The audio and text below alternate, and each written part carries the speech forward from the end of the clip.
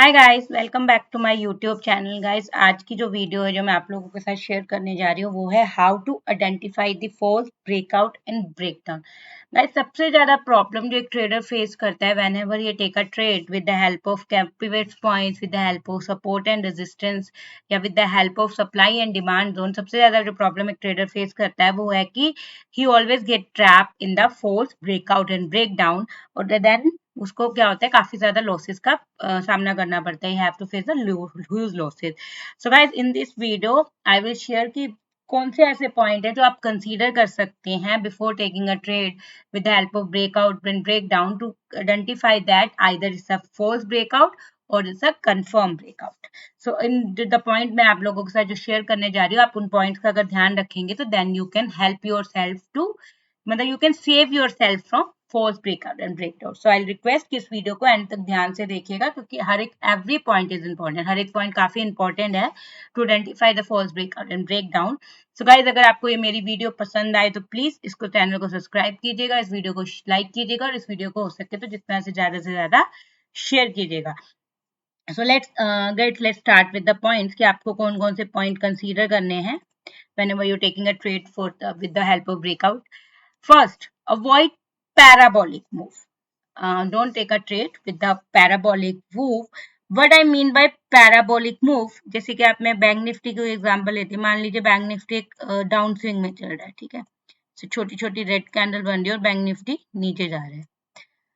All of sudden एक बहुत ही बड़ी ग्रीन कैंडल बनती है जो इन सारी रेड कैंडल का जो पॉइंट्स है वो भी कंसीडर कवर कर जाती है, और एक काफी बड़ी हमारी रेड ग्रीन कैंडल बनती है, मान लीजिए 100-200 पॉइंट्स की।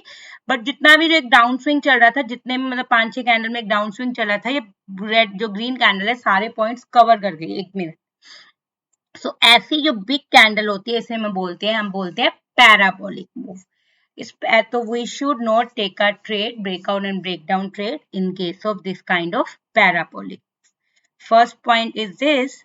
Second point we should take care is the candle should be closed. At least जो 5 minute की candle है, that should be closed above and below that support and resistance whenever you're taking trade, कि उसके ऊपर closing होनी चाहिए। जैसे example मान लीजिए एक रेजिस्टेंस है, आप इसके पास ऊपर ट्रेड लेना चाहते हैं, ब्रेकआउट ट्रेड, तो यू शुड एटलीस्ट वेट कि कोई भी एक 5 मिनट की कैंडल, एटलीस्ट कोई एक कैंडल 5 मिनट की इस लेवल के ऊपर क्लोजिंग देनी चाहिए, then it's a confirm breakout. Instead of कोई विक बन जाए और कैंडल ने क्लोजिंग नीचे दे दी बट जो उसकी विक थी वो लेवल के ऊपर चलेगी, that is a false breakout. तो वी शुड ऑलवेज वेट कि एटलीस्ट एक 5 मिनट की, कोई भी एक 5 मिनट की candle should close above that level to take a breakout trade. ठीक है। Second point is this. Third point is closing percentage. पहले तो हमें ये देखना है कि candle should close above that level. उसके बाद थर्ड पॉइंट हमें क्या ध्यान रखना है कि जो कैंडल उस लेवल के ऊपर क्लोज हुई है, जो कैंडल उस लेवल के ऊपर क्लोज हुई है, at least 30% of that candle should be close above that level.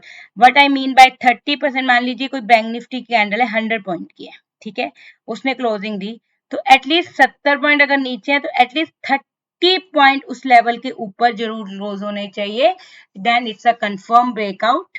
ऐसा ना हो कि कोई कैंडल है 100 पॉइंट की, सिर्फ यहाँ पे 5 पॉइंट ऊपर क्लोज हुए, बाकी 95 पॉइंट इस लेवल के नीचे हैं, तो then we won't take a trade on this kind of breakout.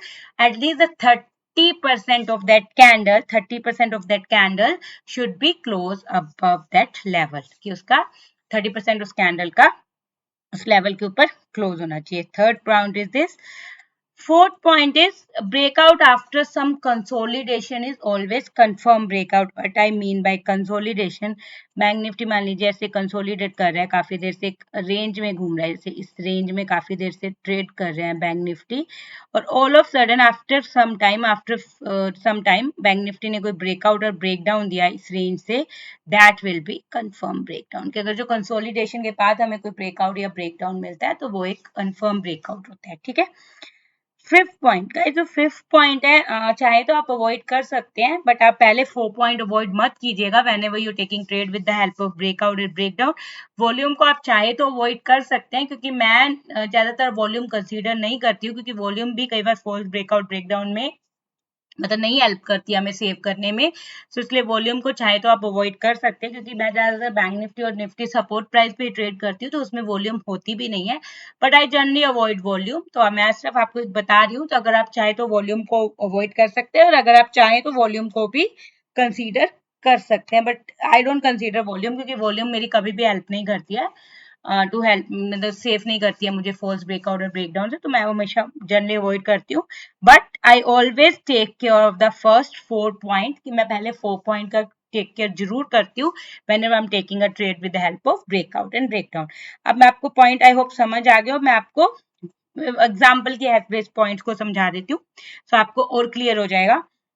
जैसे what I mean by parabolic move, कैसे के पैराबो, जैसे आप यहाँ देख सकते हैं, ये ग्रीन लाइन मेरा एक सपोर्ट थी, तो I wanted to take a trade कि जब भी ये ग्रीन लाइन टूटेगी मैं एक शॉर्ट का ट्रेड लूंगी, but I got that breakout, मेरे को ये ब्रेकडाउन मिला, but with the very big candle, with the parabolic candle, ये काफी बड़ी कैंडल से मुझे ब्रेकआउट डाउन मिला, तो I won't take a trade in case of this candle. Guys इसके दो रीजन है मैं क्यों ट्रेड नहीं लूंगी। First reason, whenever you get a कि जो भी आपको ऐसी बड़ी कैंडल से ब्रेकआउट या ब्रेकडाउन मिलता है, तो रिवर्सल के चांसेस ज्यादा होते हैं, क्योंकि कोई ऐसी बाइंग भी आती है जो एकदम से बाइंग या सेलिंग आती है और फिर उसके बाद वो वॉश आउट हो जाती है। First reason is this, we should avoid a take. Second reason क्या होता है, जब भी हम ऐसी बड़ी कैंडल से ट्रेड लेते हैं, तो हमारा जो एक्सेल होता है, हमारा जो स्टॉप लॉस होता है, वो काफी बड़ा हो जाता है, क्योंकि जनरली जब भी हम ब्रेकआउट या ब्रेकडाउन ट्रेड लेते हैं, तो हमारा स्टॉप लॉस क्या होता है, जिस कैंडल ने हमें ब्रेकडाउन दिया उस कैंडल का हाई, मतलब ये रेड कैंडल ने हमें ब्रेकडाउन दिया, तो इस कैंडल का high will be my stop loss. तो अगर हम इस बड़ी कैंडल में स्टॉप ट्रेड लेंगे, तो हमारा स्टॉप लॉस बहुत ज्यादा बड़ा हो जाएगा, तो इस केस में हमारा जो रिस्क रिवॉर्ड रेशियो है वो काफी ज्यादा बिगड़ जाएगा, क्योंकि हमारा स्टॉप लॉस बड़ा है और हमारा टारगेट काफी छोटा है। तो ऐसे केसेस में we should not take a trade, we should avoid the trade. तो फर्स्ट पॉइंट जो आपको मैंने समझाया वो है कि जब भी कोई ऐसी बिग कैंडल से आपको ब्रेकआउट या ब्रेक डाउन मिले, तो we should not take a trade, it can be a false breakout और ब्रेक डाउन। ठीक है।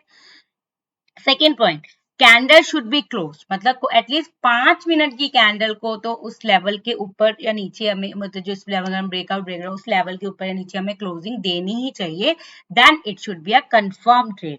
जैसे आप ये एग्जांपल देख लीजिए, ये जो कैंडल है 925 की कैंडल है, इस कैंडल ने ऑल दो इस लेवल को, ग्रीन लेवल लाइन को ब्रेक किया, बट इसकी जो क्लोजिंग थी that was above that clear level, तो ऐसे केस में हम ट्रेड नहीं लेंगे। हम ये वाली जो कैंडल है 25, ये 940 की जो कैंडल है, 940 की कैंडल में हम ब्रेकआउट डाउन ट्रेड लेंगे, क्योंकि 940 की कैंडल ने स्क्रीन लाइन के नीचे क्लोजिंग दी। ऐसे केस में क्या होता है, जब ये वाली कैंडल बनती है ना, ऐसी कैंडल बनती है, तो हम क्या करते हैं, जैसे ऐसी कैंडल जब ये रेड कैंडल बन रही होगी, यहाँ पे ऐसे बन रही होगी, तो क्या होता है हमारे अंदर ना एक फेयर ऑफ मिसिंग आउट हो जाता है कि नहीं यार ये ट्रेड मिस हो जाएगा, मैं ट्रेड ले लेता हूँ, फटाफट फटाफट ट्रेड ले लेता हूँ। तो उस केस में क्या होता है, हम कैंडल की क्लोजिंग का वेट नहीं करते हैं, फेयर ऑफ मिसिंग आउट में ट्रेड ले लेते हैं, और कैंडल फिर उस ग्रीन कैंडल, मतलब उस जो भी हमारा लेवल है उसके ऊपर क्लोजिंग दे देती है, और उसके बाद जैसे ही दो ग्रीन कैंडल बनती है, तो हमारे अंदर एक लॉस का डर हो जाता है, तो फटाफट अपना ट्रेड हम लॉस में बुक कर देते हैं। सो इसलिए इनसे फेयर ऑफ मिसिंग आउट के केस में आप कभी भी ट्रेड मत लीजिएगा। एटलीस्ट यू शुड वेट कि कोई भी 5 मिनट की कैंडल उस लेवल के ऊपर क्लोजिंग दे दे, उस लेवल के नीचे क्लोजिंग दे दे, तभी मैं ट्रेड लूंगा, अदरवाइज मैं ट्रेड नहीं लूंगा। तो ऐसी केस में हम ट्रेड नहीं लेंगे, हम तब ट्रेड लेंगे जब कोई 5 मिनट की कैंडल, जैसे इस केस में अगर आप और सेफ ट्रेडिंग करना चाहते हैं, तो आप 5 मिनट की कैंडल जब क्लोज हो जाए, तो you should wait for the next candle to breach his high और लो, उसके बाद आप ट्रेड ले लेंगे, तो आपका वो एक और सेफ ट्रेड हो जाता है। पर at least you should wait for the one candle to close below और above that level to take a trade. Third case जो मैंने आपको बताया था वो होता है क्लोजिंग परसेंटेज। जैसे ये एग्जाम्पल है, इस केस में आप देख सकते हैं कि कैंडल ने ग्रीन कैंडल बनी, उससे ये लेवल था मेरा 34799, और ये मेरी कैंडल की क्लोजिंग थी 34804। उस कैंडल ने जो क्लोजिंग तो दी मेरे इस लेवल के ऊपर दी, बट आप देख सकते हैं कि उस कैंडल की जो मोस्ट ऑफ द बॉडी थी, जो मोस्ट ऑफ द उसका प्राइस था, वो सारा नीचे था। उस लेवल के ऊपर सिर्फ 5 पॉइंट की ही क्लोजिंग थी, बाकी उसके जो पॉइंट थे वो सारे नीचे थे। तो इस केस में आपने देखा नेक्स्ट कैंडल ने उसका हाई भी ब्रीच किया, बट स्टिल वही घोटा, ये जो ब्रेकआउट था ये फेल हो गया। सो गाइस, ऐसे ब्रेकआउट में आपको ट्रेड नहीं लेना है। जैसे मैंने आपको पहले भी बताया कि एटलीस्ट 30% ऑफ दैट कैंडल, अगर जितनी भी ये कैंडल, अगर ये 100 पॉइंट की कैंडल है तो यहाँ at least 30 point of that candle should be close above that level. ऐसी कैंडल जो केसेस बनते हैं जिसमें 4-5 पॉइंट का, बैंक निफ्टी के केस में मैं एग्जांपल बता रही हूँ कि 4-5 पॉइंट का जो आपका क्लोजिंग इसके ऊपर हुई और आपकी मैक्सिमम कैंडल है जो लेवल के नीचे रह गई, so don't take a trade in this kind of breakout and breakdown. It can be a false breakout and breakdown. So you should wait at least 30% of that candle should be close above that level. ठीक है। अब what is next? What is fourth point जो मैंने आपको बताया, breakout and breakdown after some consolidation. So जैसे आप देख सकते हैं यहाँ पे बैंक निफ्टी काफी देर तक कंसोलिडेट कर रहा था, ठीक है। ऑल्दो हमें एक ब्रेकडाउन मिला, बट जैसे मैंने आपको बताया ऐसी कोई बड़ी कैंडल होती है तो मैं हमेशा इस ट्रेड को नहीं लेती हूँ, तो यहाँ पे मैंने ट्रेड नहीं लिया। फिर उसके बाद वापस आया तो मुझे इस ग्रीन कैंडल के ऊपर एक ब्रेकआउट मिला और जस्ट 5 मिनट की कैंडल ने क्लोज दी, तो I will take a trade here for the next, जो भी मेरा नेक्स्ट लेवल होगा द टारगेट, सो वो अचीव हुआ। तो बट आई वांटेड टू से कि जब भी हमें कोई ब्रेकआउट या ब्रेकडाउन आफ्टर एक कंसोलिडेशन के बाद मिलता है कि काफी देर तक मार्केट कंसोलिडेट कर रही होती है, उसके बाद हमें कोई ब्रेकआउट या ब्रेकडाउन मिलता है, so that always a confirm breakout and breakdown. क्योंकि ऐसा ना हो कि मार्केट भागती जा रही है, भागती जा रही है, एक अच्छी मूव दे रही है और हमारे लेवल कोई तोड़ है, तो उस केस में हमें ट्रेड लेंगे तो वो रिस्की हो सकता है। तो आफ्टर भी अगर हमें कंसोलिडेशन के बाद कोई ब्रेकआउट ब्रेकडाउन मिलता है तो that is always a confirm breakout and breakdown. तो ये 4 पॉइंट हो गए। जो लास्ट पॉइंट जो मैं आप लोगों के साथ डिस्कस किया था वो था वॉल्यूम ब्रेकआउट ब्रेकडाउन। जैसे मैंने आपको बताया कि मैं वॉल्यूम ब्रेकआउट और ब्रेकडाउन को इतना कंसीडर नहीं करती हूँ, बट अगर आप चाहें तो वॉल्यूम को कंसीडर कर सकते हैं। मैं कंसीडर क्यों नहीं करती, जैसे मैं एक एग्जांपल दे देती हूँ। जैसे एक फ्यूचर का चार्ट है बैंक निफ्टी के, ये मेरे कुछ लेवल से यहाँ पे मैंने ट्रेड लेना था। ये जो कैंडल है, ऑल्दो इसमें मुझे एक ब्रेकडाउन मिला, ठीक है, बट वॉल्यूम अच्छी थी, बट ये ब्रेकडाउन फेल हो गया। और उसके बाद मुझे यहाँ पे एक ब्रेकआउट मिला, volume was less than this, but ये ब्रेकआउट सक्सेसफुल हो गया। सो वॉल्यूम हमेशा कई बार हमें फॉल्स सिग्नल दे देती है, तो इसलिए वॉल्यूम को अगर चाहें तो आप अवॉइड कर सकते हैं, but but you should not avoid this first 4 point.